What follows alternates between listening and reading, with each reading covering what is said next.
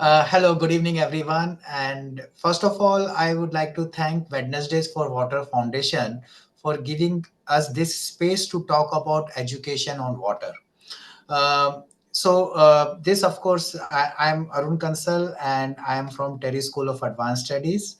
And many of you may be knowing that Terry University is in its silver jubilee year. And our university. So since inception, our university has been offering programs to prepare youth to work on today's and tomorrow's challenges. So obviously, the sustainability is core at the core of our education, and we offer programs which are all centered around sustainability theme. And amongst this, water education is also one of our core program at the postgraduate level. What we also found is that this water education is not about simply learning about hydrology, climate, and geography, but it has a number of disciplines that feeds into water program and to become a water professional. And these fields includes economics, public health, behavioral science, and also it requires application of data analytics, digital technologies, artificial intelligence and machine learning, geoinformatics, and so on. So, what we have thought that in order to give the flavor of about the water education amongst the youth, because we want the youth to be taking this as a professional career, because water is one of the problem which we are facing today, and this problem has a growing dimensions in the time to come, and a number of professionals are required to tackle the challenge that we are having today. And of course we have to partner with policymakers and also all walks of society to solve this problem. So right now there is a dearth of truly a water professional who has holistic understanding about water science and policy. And therefore we thought that by through this series we will inform especially the youths and all the persons in the society to understand that what water education entails about. So rather than academician speaking about water about the water education, what we are trying to do in this series is to invite people who are in the professional life and professional career, be it from consultancy, research, industries, development sector. So we are going to invite professional from them, and let's hear from them that what different sectors are working in the field of water, and what are the different types of disciplines and skills are required to be there in a water professional, and what are the career choices and options available once they pursue their career in their field. And with this idea in mind, we will have in this series people from very different dimensions. For instance, today, as you know, the title of our program, we have digital application of digital technologies in the water program on one side, and obviously the biological science on the other, because these are the things which perhaps many people do not know, that water education involves application of digital technologies as well as biological science in this. So this is what we have planned. So we have two very good speakers with us. First speaker, of course, is Dr. Shirley. She is a senior research engineer at Varisic Extreme Event Solutions in Hyderabad. And I also want to inform that she has been with Terry University and has been a faculty member who has been teaching in the water science and governance program in our university. So for me, she is also always remain a colleague. And with that, I had also requested her that other than about application of digital technologies, she should also give a little bit flavor about various dimensions of the water education, because this is the first lecture in this series. Then we also have Dr. Divya, and she is scientist in IPCA Center for Waste Management and Research at Terry SAS, and she is a conservation biologist and works in the field of forest economics. So very diverse field, very two different speakers who will be talking about how their disciplines feed into the water education.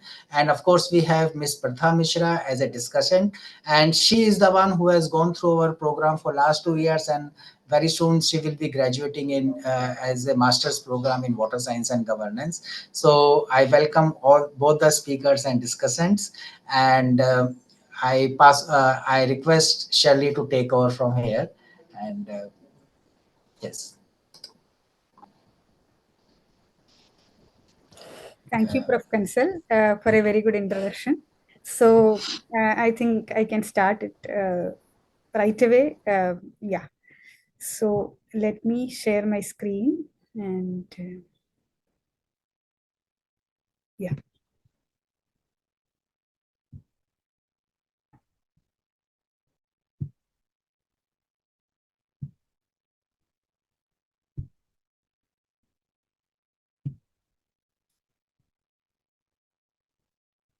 Okay. So I hope that my screen is visible.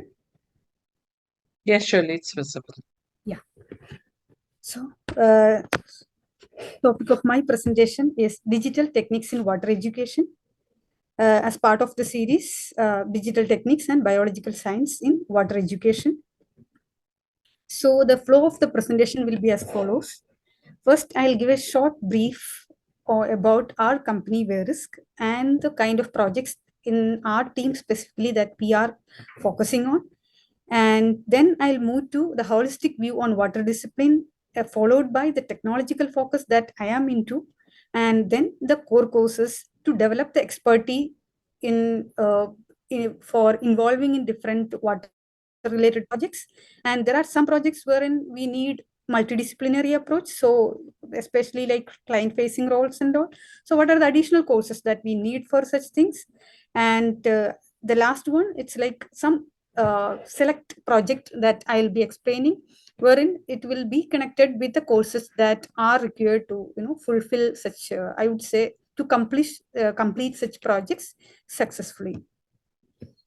So when we talk about about my company, Verisk provides catastrophe modeling solutions and consulting services at the global scale.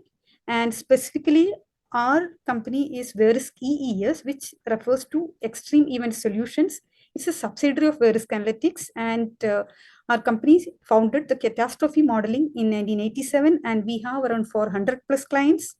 And we just not model flood, but we cover multiple perils. And when it comes to our global presence, we have offices in 8 countries, and currently I am based at Hyderabad office. And when it comes to the specific kind of projects that we are involved in within the flood research team, so as you can see here, we have almost very good global presence everywhere. And specifically, if you look at here, wherever it is blue, we go for fully probabilistic models. And wherever it is red, it is flood hazard maps. And those areas wherein you see in green, we are slowly moving into fully probabilistic kind of models. And we have presence in India as well, as you can see here. And we have delivered multiple models starting from 2008 with the Great Britain model. And currently we are at a stage wherein we work again on some updates to the UK model, then Pan-Europe, Southeast Asia, and we in the near future, we are moving to Australia and New Zealand. So coming to our water discipline. So first, let me give a holistic view, which most of you will be knowing about this particular aspect. Still, I just wanted to reiterate on this one. So here we can see the 4 quadrants, wherein the technological aspect comes as the right top one, then economic, institutional and governance, social and behavioral. So as you can see here, it's like equal importance to all 4 kind of. That is how we should approach it. So accordingly, you can see the kind of the aspects that we cover within each domain, I can say, or within each areas. But none of these, I would say, is standalone. All are interrelated for a successful completion of any project. So when we talk about the technological aspect, which is my specific area, so hydrology and hydraulics, geoinformatics for water resources, water quality, pollution, irrigation estimation and management, climate change analysis. So it is just a broad view. And I just would like to touch upon other areas as well. So when we talk about economic aspect, it is cost benefit analysis and appraisals, water audit and demand management, market-based instruments. Whereas the third quadrant, institutional and governance, wherein water policy, laws and regulations will come, river basin, watershed and wetland management, water rights, gender and equity. And the fourth one, but not the least one, okay, social and behavioral, wherein there can be n number of aspects, but here uh, it is just two, I would say, themes that have been, but more and more are actually emerging, I would say, including citizen science. So here I would say water conflict and resolution and management, then participatory water management. So here I'm just shifting my focus to only the technological aspect wherein I am involved in. So when we talk about this technological focus itself, we have two verticals that we can say. One is the water quality aspect and the second is the water quantity. So digital techniques come as a, I would say, it's like a third pillar which comes from computer science and technology or engineering, but it actually helps in decision making when it comes to water discipline. So here that when it comes to, yeah, so let me start with just water quality, even though I'm not an expert in water quality. So here you can see that water quality has equal balanced approach to both modeling and other aspects. So this is not an exhaustive list, but due to space constraints I have just added only these. And here you can see that water wastewater treatment, wherein there are three aspects like biological, physical, chemical, or a combination of these. So biological is one aspect which Dr. Divya, who is my co-speaker, will be covering, and water quality monitoring, wetland regeneration. So there can be n number of topics that we can add under water quality. And now when I move to water quantity, here here also I would say that there can be n number of topics that can come under this one, because here looking at this particular graphic, it might look like we have more opportunities in modeling and less in design and field level kind of projects. It is not true actually. Since I am a person from modeling, I could add more number of items here. That's main reason. Okay, so when it comes to water quantity, water auditing is one aspect, then water resources mapping and assessment, then hydraulic design. And in modeling side, hydrologic and hydraulic modeling, flood modeling, water network modeling, drought modeling, hydrologic risk assessment, climate change modeling, climate smart agriculture. So these are some of the, I would say, specific, even if this will come as part of some job profiles also, these kind of terms can come. And yes, so let me now go to the courses that will help you to develop expertise in, I would say, working with projects in water, wherein specific tasks are to be achieved. When we talk about, so here you can see two sections actually. So the left section is, I would say, hydrology oriented, more hydrology oriented, whereas the right section is hydraulics oriented. So in the left section, first I have put water resources mapping.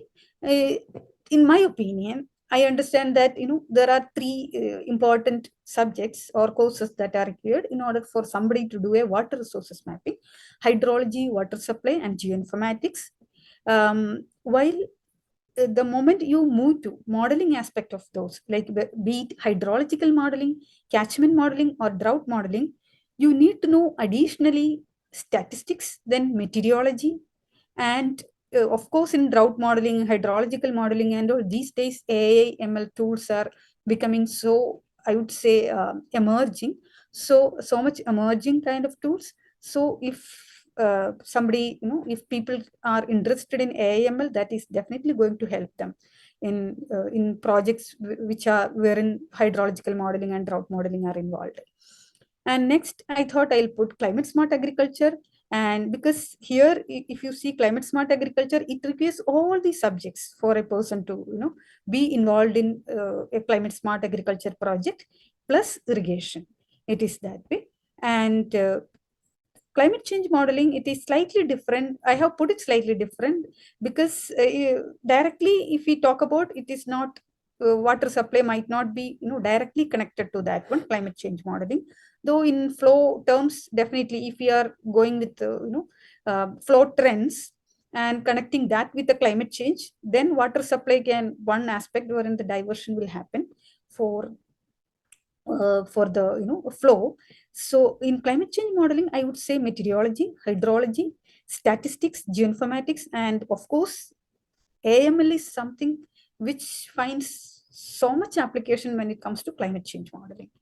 And next, when we talk about yes, hydraulics oriented subject like projects, okay, um, I can say that be it hydraulic design and modeling, water auditing, water network modeling, um, the subjects that are involved are, I would say, hydrology, hydraulics, and geoinformatics.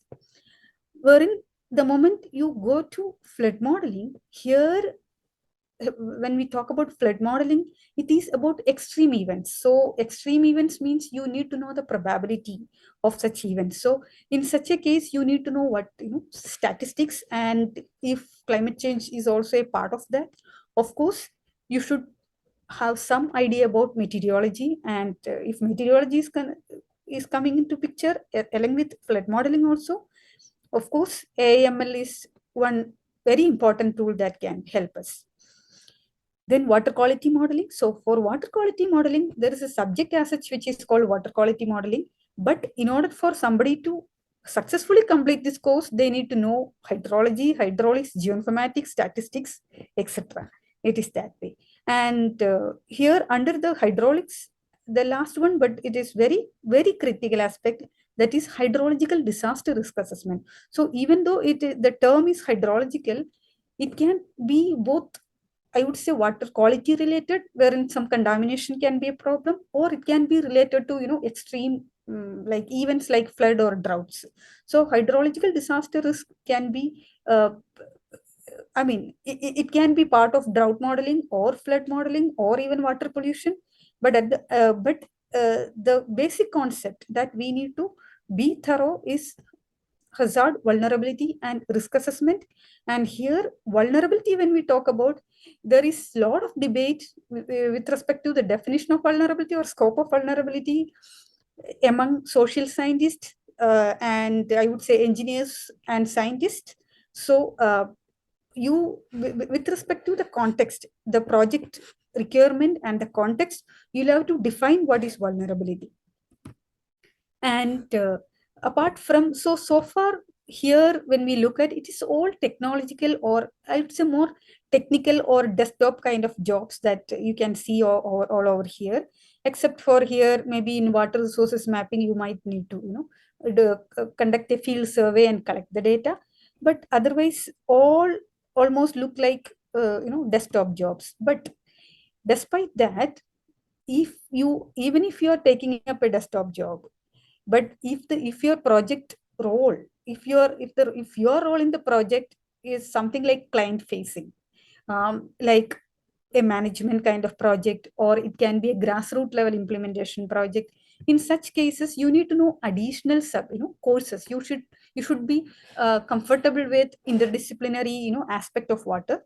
So potential clients can be government organizations, civil society organizations, then corporate social responsibility or CSR wing of multinational companies, or any such firms. Uh, Similarly, then what are the different potential projects wherein client facing roles can come?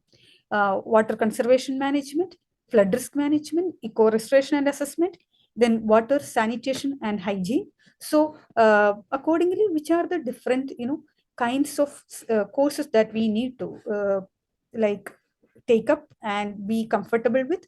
Of course, watershed management for most of the management projects, I would say water conservation management kind of projects. Then to understand the feasibility, economical feasibility of the project, water economics is something you should be comfortable with. Then water governance, especially if you are working with government organizations, water governance, then water law, legal aspects of water, then water policy. Because many times when it comes to management, it is water conservation and management, or flood management for that matter, it is not just the technical or design recommendations, but it will also involve policy recommendations. So until and unless we are comfortable with water policy aspects, we won't be able to give the policy recommendations, and that can lead to I would say ineffective implementation of some of the interventions that we are suggesting actually. Yeah, so if you are in a wash project, of course there is specific codes, there is a specific course on wash itself. Now I'll be explaining some of the projects that I have dealt with in the past, or I have been a team member, or I have worked with, and how, what are the different, which are the different courses that are connected to uh, such projects. So this is one, yeah, this is part of my PhD work, disaster vulnerability mapping of Mumbai. So in this particular project, as you can see, it's like, I would say spatial vulnerability pattern of Mumbai. You can see with respect to different themes. Okay, so here it is more to do with geoinformatics, but in order to derive a pattern, using the indicators of census data, economic, I would say building footprint, then infrastructure in terms of police station, fire station, whatever. So in order to do a multivariate data analysis, of course you should be, you should be proficient in statistics, and final ranking of these kind of studies, assessment, you need to have optimization techniques background, and without programming it is yeah, it's not going to be easy, to do the I would say to process the statistic, I mean to perform statistical operations. And the second project, it is slightly, I would say, different from what I showed previously. It is integrated water management in Sona Block, Gurugram, wherein we worked with District Administration Gurugram, and the project team is Department of Regional Water Studies in Terry University. And here you can see, using the GIS, a platform, we could come up with the recommendations in a, as a map. So here, these are the areas of, vanishing lakes. Then here, salinity problem. Here we suggested some green corridor. So likewise, we could show the recommendations here, but it was not a kind of desktop work. It was, it involved a lot of field surveys, then focus group discussions, resource mapping, questionnaire surveys. And here you can also see the land use, land cover change that we analyzed. And so what are the different courses that are required in such case? Hydrology, irrigation, watershed management, geoinformatics, water governance, water policy, and statistics. And next is the blue-green infrastructure for flood mitigation. So this is also a project which we completed in the site like Gurugram, for a client, IIM Gudga, which is a citizen initiative. So it is the same team like the previous. And over here, same way, we have shown the design recommendations through a map. And this is something which is very heartening to me, because just before we, commenced the project, this was the inspiration for the project actually. Because in 2020 August, there was a very heavy flood just due to 55 of rainfall. Whereas you can see immediately after they, implemented some of the interventions, you can see with 97 of rainfall the next year, uh, you can see how the location looks. But I would like to reiterate one thing over here, that until and unless we, continue with the operation, ongoing operation and maintenance of such interventions, this kind of transformation, uh, we won't be able to sustain. So that is something wherein I would say water governance, water policy, all, all such disciplines can help us in achieving that goal, wherein these kind of interventions should give us sustainable kind of success throughout the years. And next is slightly different area, climate smart irrigation recommendation engine using AIML.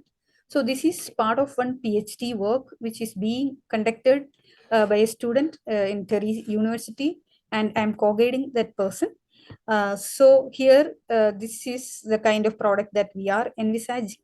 And this is stage one, wherein we have come up with a map of digital agriculture potential and digital irrigation potential at state level. And over here, in order to achieve, so it's not just here for the overall, project, what are the different courses, we should be comfortable with: hydrology, meteorology, irrigation, agriculture. So it's not like you should get a degree in agriculture, but you can take up a course in agriculture, or you can, complete, listen to some seminars wherein, such courses are discussed: AIML, geoinformatics, statistics, optimization techniques, watershed management, water policy, and programming. And next is integrated drought vulnerability across India. So this work is related to drought modeling and prediction kind of. So here it is at all India level, considering different themes like meteorological, agricultural, hydrological, and socioeconomic. And these are the different mathematical techniques that have been employed in order to come up with these kind of maps. So I would say the relevant courses for accomplishing, I would say, a project like this will be hydrology, meteorology, geoinformatics, statistics, watershed management, water policy, water governance, and programming. Next is eco-restoration assessment of Aravali Biodiversity Park, Gudgaon. So I would say had more of field visits, and it was very interesting project because it was in the biodiversity park during the month of April, March, or I would say even slightly before that also it was very hot. So during the moment you get into the biodiversity park, there is a temperature difference that you can feel. So it was, in that way, it was a very good experience. So this particular client was Hero Motocorp and the same team. And over here, I would say you can see the microhabitat mapping. So for this, a bit of plant science, knowledge is required. Or even if you are not comfortable with plant science, but an expert who is in that area can help you in such things. Then water resources mapping, as you can see here, that is also prepared based on the site survey and Google Earth satellite images. And another, we actually, I would say, did a wide array of tasks as part of this particular project: carbon sequestration potential using a model, CO2 fix model, and all. Then groundwater level monitoring. So multiple different types of tasks we did. So the relevant courses for such a task wherein eco-restoration, comes into picture: hydrology, meteorology, air pollution, water pollution, plant science, geoinformatics, statistics, watershed management, water governance. So let me tell you one thing over here: when you see, multidisciplinary, so you can form a team wherein, experts from multiple fields can be part of such project. And these are some of the past industry projects that I have been involved in. And the specific theme itself is flood modeling and optioneering. And these are the projects that I have completed alone as well as in a team when I worked with Mott MacDonald in Mumbai. And you can see all these projects are related to flood modeling itself. And for these kind of projects, I would say hydrology, hydraulics, geoinformatics, climate change, and statistics, it is important. Whereas when the company where I work, wherein we are into natural catastrophic modeling and large scale country level models. We are involved in developing country level large scale models. So in such a case, of course, programming is something which is very crucial. So we include, like, we mainly work with R, Python, and C programming, but C programming kind of it is third priority, I would say. So mostly it is Python and R that we are working with. Yes, yeah, thank you. Thank you very much, Dr. Shelley. You had given a very good flavor of different dimensions and different disciplines which feeds into the water program, and the examples of your project also illustrated that water is not only mathematical modeling and not only about application of data analytics, but importance of governance, policy, and legal aspects are as equally important for sustenance of these projects. So certainly we get a very good, I would say, head on to this series. You had given a very good overview of everything which entails, and to all the participants on YouTube and in this session, I just want to inform that in the sessions we are planning to cover all the aspects which Dr. Shelley has mentioned. Very likely, perhaps in the month of July, we will have a speaker from AI and ML and illustrate more about its application in water program, as well as we have person from a behavioral science who will, so we will have two different dimensions coming together from two different speakers. So today we have another speaker. Now she will be talking about biological sciences, invasive species, wetland conservation, and I invite Dr. Divya to speak about on this topic. Yeah. Over to you, Dr. Thank you, sir. Divya. Yeah, thank you, Professor Kansal. And I would also like to thank W4W for giving me the opportunity to express my views and to share the experiences as well. So I'll just share my presentation.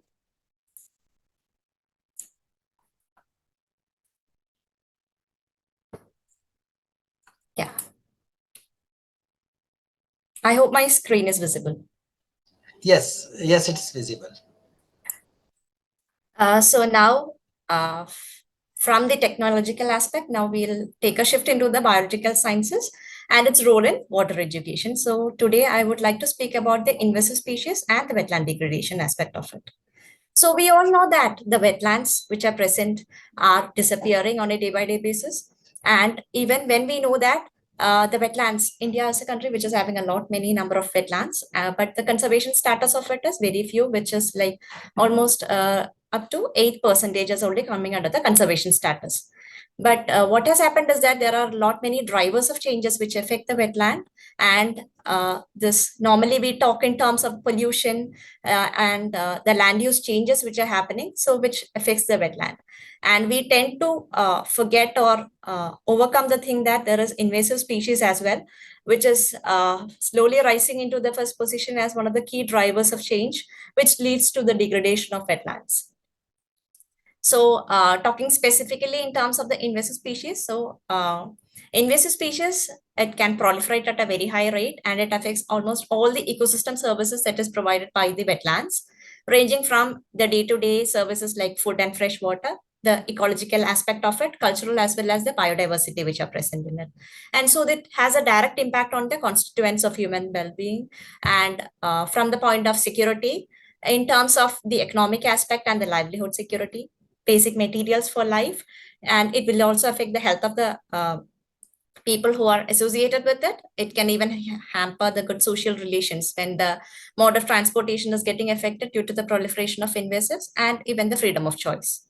And something which is again to be highlighted is that one of the areas where the channel of invasive species is coming into the water body is through the online shopping portals as well, where you can find more than 3,000 terrestrial ornamental plants, 65 genera of freshwater fishes, and quite obviously its number tend to change, and it will definitely increase. So this is one of the rate at which the proliferation of invasive species is being promoted by the anthropogenic activities as well. Now, we all know that climate change is happening. And so climate change is again one of the factors which leads to the proliferation of this invasive species, tending it will accelerate the movement of the invasives to the areas which were not feasible for its growth earlier. So now when the climate change is happening, so it can be leading to a scenario where you can see that a large amount of invasives tend to find the ecosystem very favorable for their growth. So you can see that for the aquatic invasives, specifically when you're talking about the floral components of it, it will tend to change the entire ecosystem of the wetland itself. So when you're talking about this, it's highly important that we take into the technological aspect, as has been mentioned by the earlier speaker as well, where climate change modeling and the spread of invasive species is one of the areas which needs a core focus on. And when you talk in terms of the wetland, we know that it is one of the most important ecosystem which provides or helps in attaining the sustainable development goals. But once you see that it has been invaded by the invasives, it affects almost all the SDGs, particularly which is of direct relation to the humans. It may lead to the food security, it can elevate poverty, and it can affect the health and well-being, because it is one of the good areas where you can see that the flow of the water gets hindered, and mainly the vector-borne organisms tend to grow on it. So water security is affected, job and livelihood is affected, climate action, both life below water and life on land is also affected. So having a brief on that, so this is one of the studies which is currently being undertaken. So which is to look upon the cost benefit analysis. In terms of the management cost from the invasive species, what are the opportunity costs? What are the losses when an invasive species is proliferating? And maybe comparing it to the direct benefits of it. So the specific invasives that I'm focusing on today is water hyacinth, which is one of the most noxious invasives. So the direct benefit of it can be in terms of smaller bioremediation activities and also the alternate livelihood opportunity which it can provide. But when you talk in terms of the cost associated with it, which is much higher, because it has affected almost all the regular activities of the stakeholders who are associated with it. So for the cost benefit analysis, again, one of the key core areas that we need to focus upon is evaluation of ecosystem services. So the benefits that humans are deriving from nature. So for carrying out a cost benefit analysis, one can be from a background of economics or from environmental sciences as well as environmental studies. So that is one of the core aspect of it. Now, once the proliferation of invasives have occurred, it affects almost every other ecosystem which is coming in parallel to it as well. So, for example, you can see that the picture at the topmost left is taken in the Webernath Cold Wetland, which is the second largest wetland of our India, where you can see the channels which is directly draining from the wetland. It is being seen in the form of highly infestated with the presence of water hyacinth, so that it has, you cannot see the presence of water anywhere. It has already been taken over by the growth of the invasives, which is the water hyacinth. So here you can see that it slowly affects the paddy cultivation as well. So, and you can see that it's vice versa also, because the amount of NPK that you are inputting into the agriculture field slowly oozes out into water, and which is adding as the nutrients for the growth of it. So it's definite that it will affect the agri-food systems, because normally when cultivation is happening, it's difficult for the farmers to carry the crops back to the market as well. And when the fallow land is left as such with the water filled in it, the invasives tend to invade into the area, which again is associated with an extra cost from the side of the farmers as well. So if you have to analyze that, an agri-food system study can be undertaken, whereby you can have the effect on how the presence of driver of change of the wetland ecosystem is affecting an alternate ecosystem. So for that, you can be either in the field of agricultural economics, or a person from the field of environmental sciences, or studies can also take up the study. And now, yet another important thing is that, so within the wetland area, normally we call it as, it can be either the breeding or the roosting ground for the migratory species. So you can see that the same area is acting as a roosting ground for the birds as well. So once you see that the area has been degraded, the arrival of the birds also tend to decline, which is actually now happening. So a study which can be pertaining to the field of wetland ecology can be undertaken in this aspect, whereby you can be from diverse fields, like either from zoology, ecology, wildlife biology, environmental studies, and to focus upon that, like always it is important that The people who are dealing with the water governance have a role in each of the courses that is mentioned. So additionally, the people who are from the different areas also are having a scope to get involved into the water conservation aspect. So that is why the different courses that have been highlighted here does not involve the water governance as such, because it is understood that it is falling under all the areas which are mentioned here. Now, it also tends to affect the people who are having a direct stake on it, like in case of the people who are associated with the fisheries and the clam cultivation, which is one of the important livelihood aspect of the resident communities who are living nearby the wetland areas. So it affects the livelihood security of the people. So as such, studies which are pertaining to the livelihood aspect of it also can be conducted. So again, you can be from different backgrounds, mainly from the economics, sociology, environmental sciences, or environmental studies field. Now, wetlands, we know that it provides important cultural services in the form of the recreational aspect. So tourism is one of the sector which gets affected once the invasives are proliferating. So normally we talk in terms of the carrying capacity analysis only for terrestrial ecosystems. So it's highly important that we conduct a carrying capacity analysis even for the wetland ecosystem, which is high, like in the verge of or in the under the threat of different drivers of changes. And we all know that the freshwater availability is also declining day by day. The number of tourists who are arriving is increasing. The pollution that is caused with respect to that is also increasing. So it's highly important that a carrying capacity analysis be carried out specifically for the water systems as well. So whereby the people from the areas of tourism and management studies or environmental sciences and studies can also take part in this. And specifically, as Dr. Shirley was mentioning about the vulnerability analysis, so vulnerability with the perspective of different sectors can be taken up. So, here, from the perspective of the tourism sector, how is it vulnerable to the different changes that is happening can also be taken care of. So here, the people from the background of sociology, economics, or people who are undertaking disaster risk-related courses can also be a part of it.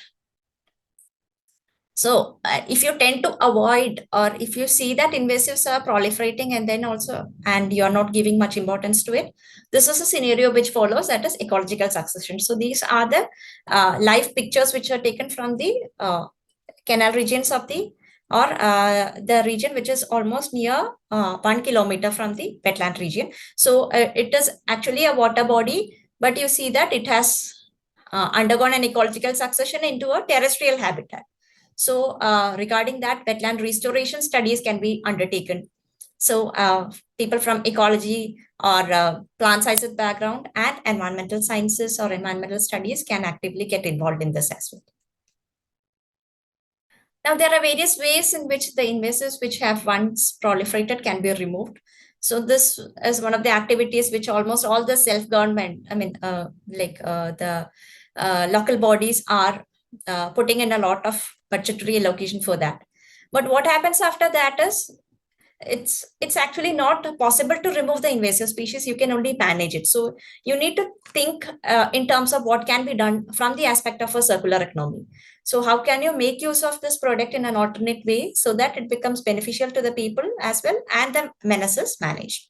So from this aspect, again, people from the economics or the environmental sciences and studies can have their role in that. And then, so we all know that once a scenario happens like this, it's the women community who is always getting affected. So a gender just equity is something which needs to be focused upon. So pertaining to that, wetland restoration and gender studies also can be taken up. So from various disciplines like ecology, environmental sciences, and environmental studies as well. And we can also have the people from the sociology background also to incorporate into the gender studies. So specifically, since I was sharing the insights from the projects that I have undertaken, so it can even address the nature-based, like it can even address the role of wetlands as a nature-based solution and how we are trying to protect it by managing the invasives. So for this, through the generation of the green funds, so just and gender inclusive aspect of it can be considered. And how can we empower the women community for improved livelihood by providing them with the training for improvement in their livelihood aspect as well. So these are some of the products which are made from the water hyacinth, which will add or which is adding as an additional livelihood option for the communities who are present there, where by using the stem of the water hyacinth. And this is yet another thing which is like in the form of paper.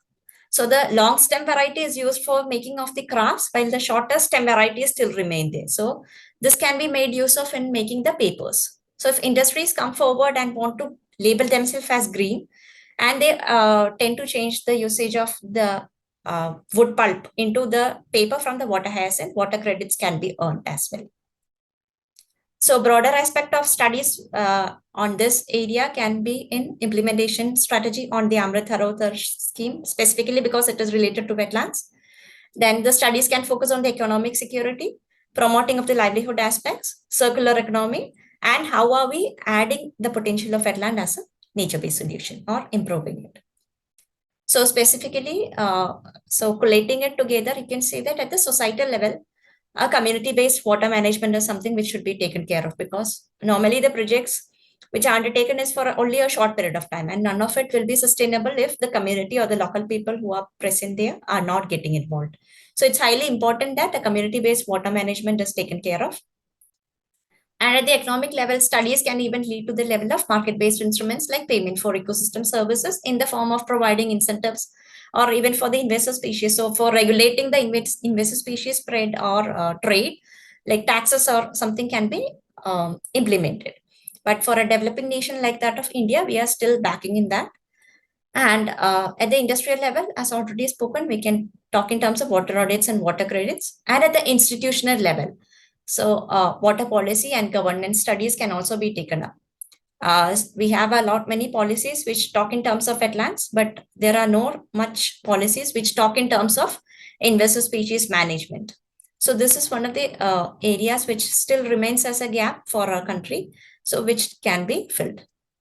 And I would also like to speak about a study which is an MSc work, which was like it has been just completed today. So it had looked upon a multidisciplinary aspect. So as Dr. Shirley was also telling, none of the field is standalone.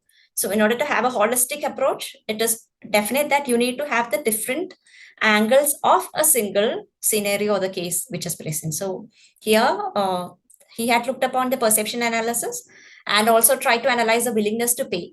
How much are they willing to pay for conservation of Najafkar Jheel? So this is a comparative analysis study between the Najafkar Jheel, and which is not given a designation of a Ramsar site, and we compared it with that of the Vembanad Cool Wetland, which is a Ramsar site. And one of the key highlight that I would like to tell you is that the problem of water hyacinth, which is considered as one of the key drivers of change, it has no relation to whether you are considering a wetland as a Ramsar site or not. Most of the time, the people who are residing in the nearby areas are not at all aware of what the problems that they are facing in terms of the changes that is happening due to the proliferation of invasives. So it's highly important that awareness be provided. So when we say that, it seems very mere that awareness is a simple step. So most of the people may think that it's very easy. But when you go to the ground and analyze the scenario, it is highly shocking that most of the people are not even aware of the things that are there. That is, some of them are not aware of the presence of Jheel, some are not aware of the presence of water hyacinth and the problems associated with it. But again, as part of the study, structured questionnaire survey was carried out and interactions were done with the stakeholders who are the primary residents. So at least some sort of awareness could be brought about. And then another parameter which was highlighted from the study is that the spread of the water hyacinth was again correlated to the tourist activities which are present. So the COVID-19 restrictions which were brought about during the 2020 and 21 year, it is having a direct correlation with the water spread of the water hyacinth as well. So which means that it's actually the anthropogenic activities, the NPK input, which is totally disrupting the water systems, and the proliferation of invasives is also happening due to that. So with this, I would like to conclude my talk, and thank you all for your patience. Thank you very much, Dr. Divya. You have really given the very holistic perspective of another dimension or another kind of a problem our water bodies are facing, and how economics, social participatory research techniques are used in solving such challenges. So certainly, I think it was very insightful. Thank you, Dr. Divya. So so we have Miss Pratha. She will be raising questions with the speakers, and of course, then we will invite others to ask questions with our speakers. So over to you, Pratha. Thank you so much, sir.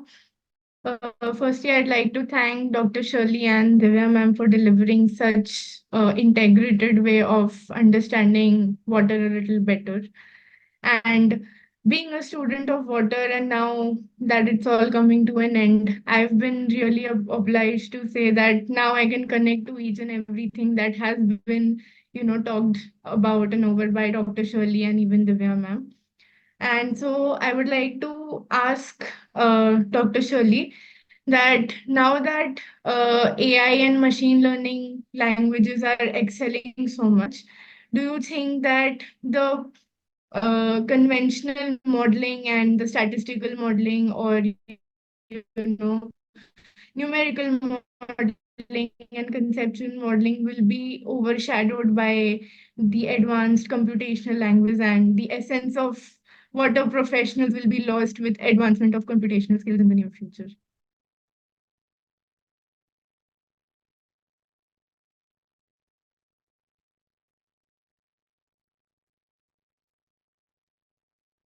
Shirley, if you're speaking, then maybe you're on mute. So you may like to unmute yourself. Yeah. Yes. Okay, yeah.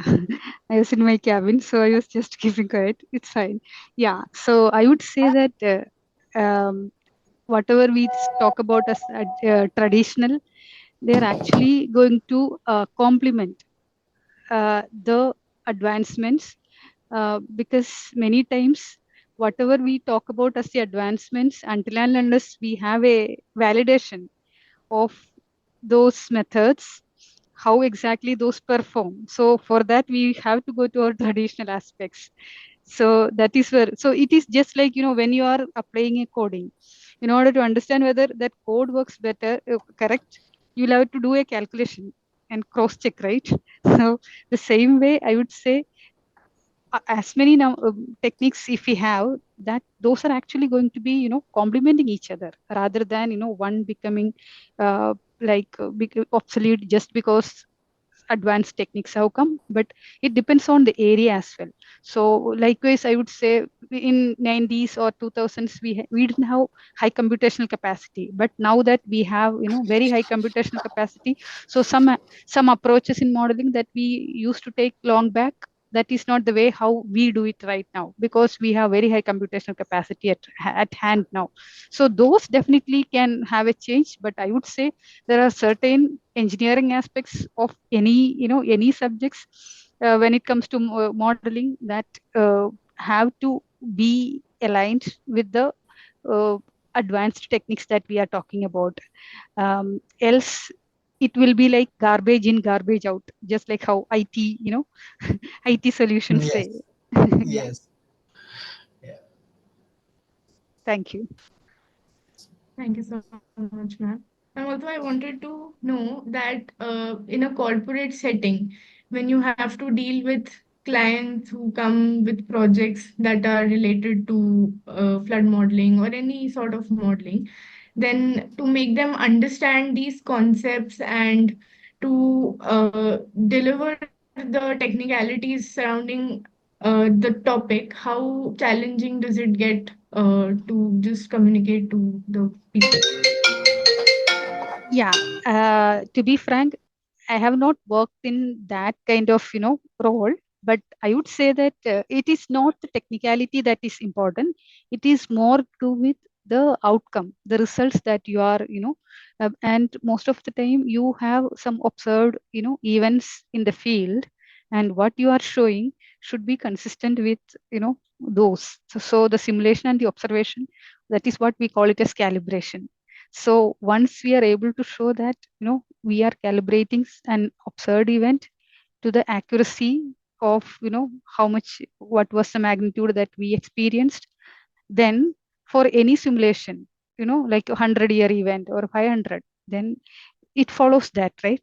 So that is how we can convince the client, because they might not be, proficient in statistics or, programming techniques and all, but it is all the results that will speak for them. It is the losses in terms of, economic losses, so that will speak for them. It is not our, the, I would say, the core courses, or I mean, I would say the technical aspects in terms of the numbers that we are calculating through the code. We are not actually, explaining those to them, because they are not sitting there for, getting to know the, technical know-how of how we did it. Yeah. Thank you so much, ma'am. My next question would be to Divya, ma'am. Ma'am, you've mentioned about cost benefit analysis and a few economic indicators or matrices that can be used to evaluate the effectiveness of ecosystem services.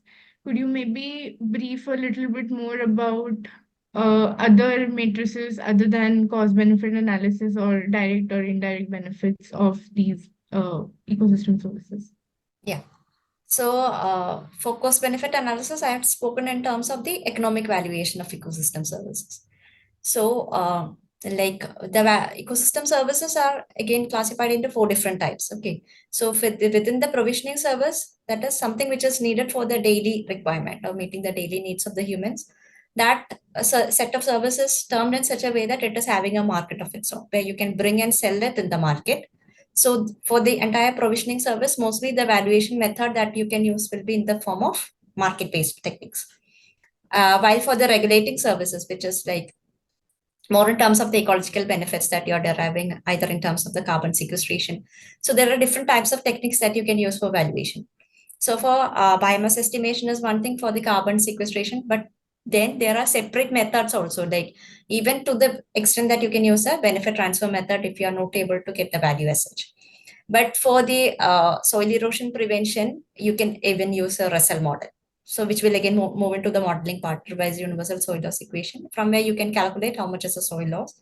So for water quality analysis, again, you can move in terms of two different methods, either the replacement cost method or damage avoid cost method. So the cost of replacing a natural service with an artificial way. For example, if you are trying to remove or if the wetland is degraded, which is usually having, which is considered as a kidneys, which is having a waste removal technique. So if the water could be used in that way, but you are degrading the wetland to such a way that you have to fit a purifier. So what is the cost that is imparted to that? That can be taken as a service cost of the actual service that this wetland was providing. So like that, there are different techniques which come in the regulatory service. But cultural service, we normally talk only in terms of the recreational value, mostly. You see that because you can have travel cost method or contingent valuation method, which are two different methods. One is based on the visitors who are reaching there, whether they are coming only to a particular area or whether they are having a round trip associated with it. Before coming to this area, did you visit somewhere else? After this, are you going? So is it the club area, like a club package or something like that? So which means that you will be able to understand that if the person is actually interested in this particular site, or is he combining it with some other tourist areas as well. So that will come in terms of the recreational value. And you can use contingent valuation method, which will ask in terms of the willingness to pay for the other sets of cultural service, even including the spiritual service, which is again a core important service. So and for the heritage value, you have a different method which is used, and for the aesthetic sense as well. Okay. And then about the supporting service, which is again the habitat function or the regulating function that is there, again, you can use in terms of the contingent valuation method. So these are the methods which are commonly used. And finally, a benefit transfer method, if you are not able to get a value of its own, whereby you are taking the value from a similar site, but you have to do modification. You cannot directly impart the same value there. Okay. That is. Thank you so much, ma'am. Another just last question. So I just wanted to know that in what ways can circular economy practices contribute more towards rehabilitation of degraded ecosystems? And also, how can we convince more stakeholders to, understand these concepts better and participate more in such practices? Okay, so circular economy is something which everyone speaks of nowadays. So, but from moving into the word into the action is much more difficult. So, in terms of the work that I've presented today, so my circular economy model will be dealing with how the people can use it in the form of their livelihood option. So, I tend to give training to them. Okay, so I would tend to facilitate the trainings that are imparted to them in terms of the crafts that are being made, as well as in the case of the shorter stem varieties, which can tend to remain. The paper making is something which is done. So this making more people aware of it is in the terms of like you have to show that it is a success. So there are different areas where this has already been a success. And so for particularly for my study, initially I thought of working with the clusters of women, but then I like by interacting with different stakeholders at different levels, you tend to understand that that is not a model which is going to be sustainable. So in spite of that, now I have shifted into focusing on the Kudumbashree, which is the largest woman empowerment unit which is present. So they are also highly motivated by the fact that training, once they are imparted training, they themselves are getting motivated to move into this. So there are different organizations. You need to get in touch with the different stakeholders and bring them under a single umbrella. So there may be different cases for that. For example, the Pollution Control Board may not directly agree to you, but the time that I have taken up the study was it was a time when then NGT notice had come to them. So they are also in favor of taking up the project. So multiple factors need to come together, and awareness can again be improved in terms of showing it them in the form of a workable model. Thank you so much. So that's it from my end. Thank you. Thank you, Partha. I see on chat, Dr. Divya, Mr. Pankaj Satija has shared a link about use of water hyacinth in sustainable fashion. So, of course, it may be of use. You can have a look. In the chat box, I also see a question from Mr. Chakravarti. The question is, how can restoration ecology principles can be applied to rehabilitate wetlands affected by invasive species? And there's another question, perhaps for Dr. Shirley, in the same chat box. How can remote sensing technologies be utilized to monitor the spread of invasive species in wetlands? So I request speakers, maybe they can also look at the question in the chat box and respond to this. Yeah. Yes. So yeah. So Dr. Shirley, maybe you can start. I'll follow. Yeah. Okay. Because I have a meeting after this, which is already which started. Yeah. Okay. So I would say that okay, when we talk about the invasive species, I mean, through remote sensing technologies, of course, it can be, but it just like there are projects like crop mapping, wherein different crops are mapped, different species of different varieties of crops are mapped. So how exactly the validation will be done? We'll go to the ground, we will have ground truth pixels, and we will do the classification based on that. So the same way, if we have the that means it can be definitely done through remote sensing technologies, but it has to be validated through a ground truthing. Yeah, then it is fine, because it is been it's been in the field, I would say, for quite some time. Crop mapping, or any even forest mapping, anything for that matter, specific wild species mapping. So those kind of mapping is very prevalent field, very prevalent kind of technique, very common technique. But ground truthing is something, yeah, we should be. Thank you, Dr. Shelley. I know you have a meeting, so please you can proceed ahead. We will continue to respond to the questions. And of Okay, yeah. course, I think Thank you. we will handle those. Okay, Thank you thank you very so much, much. Dr. Shelley. Yeah. Yeah. Dr. Divya, you would like to add again on the questions posed by Mr. Chakrabarti? Yeah, maybe in terms of the restoration ecology aspect. So what happens is that Now, what happens in case of the invasives is the restoration ecology only focuses on the mechanical removal. So, which is not at all a feasible thing to do, because first of all, it's the budgetary matter. It needs a lot of input of money in terms of removal, and it's not a solution because continuously when you are talking in terms of water hyacinth, it has two modes of reproduction, which is sexual and asexual reproduction. So once you're using a mechanical removal, what happens is that the stem gets cut. So it proliferates the growth. The multiplication increases more than what was initially there. So that is why that like even after the removal, just uh, within a short span of time, you can see the recurrence of the species which is occurring there. So you need to move into other modes of restoration ecology, and biological aspect is not workable for the invasive species because it takes a lot of time.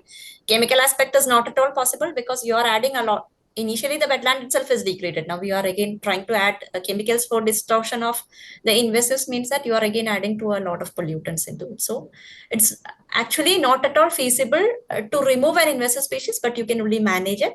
And restoration ecology should again deal it with in an aspect which is better feasible among the methods which is feasible. Thank you very much, Dr. Divya. So again, an open invitation for all the participants. If you have any questions with our speaker, now one, of course, Dr. Shelley is not with us, but still, if you have any questions, you can certainly raise now.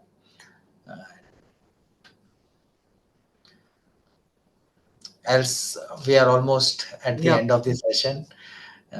So if there is no other question, then over to you, Dr. Mansi or Dr. Fazia, if you are here. Yeah, thank you very much. Very, very insightful session. I think something we keep doing a lot, but not really connecting it with what we are studying. And this is one, I would say, series which is providing us deep insight into practical application. Many of our students, including Pratha, who has joined, perhaps would agree with me that often we study the theory first and then we wonder where to apply. And perhaps this was one session which both Dr. Shirley and Dr. Divya brought out very, very clearly. How in their respective domains they are using the theory that is being taught, and how the importance of interdisciplinary education. So thank you very much. Dr. Shirley has left. I'll personally thank her, Dr. Divya, Pratha, but above all, Professor Kansal for agreeing to hold this series. We have been wanting to do it for a very long time. We often feel, students still feel that water is too niche a subject to be studied. They often feel that, okay, let's study environmental science, let's not get into something that's so niche. Where will we find application for something that we learn very exclusive? But I think sessions like these would be opening more doors for courses and programs and universities and institutes, Terry School of Advanced Studies, but beyond that as well. The importance of water education, which is perhaps so very important today, given that we have cities and we have our villages, our agriculture system, our ecosystem all getting degraded over time. This is the need for the hour. Thank you very much, Professor Kansal, for taking out time. Thank you, participants, for joining. I know it gets extremely difficult on a weekday at 5 p.m. Isn't very easy, but some of you always take time out to join. Some, of course, have dropped out, but thanks. And everybody who has joined over the YouTube also, thank you very much. Have a nice evening. Do join us, on every Wednesday, Friday, Monday. We keep holding different sessions. Do follow us on Facebook, Instagram, LinkedIn, YouTube.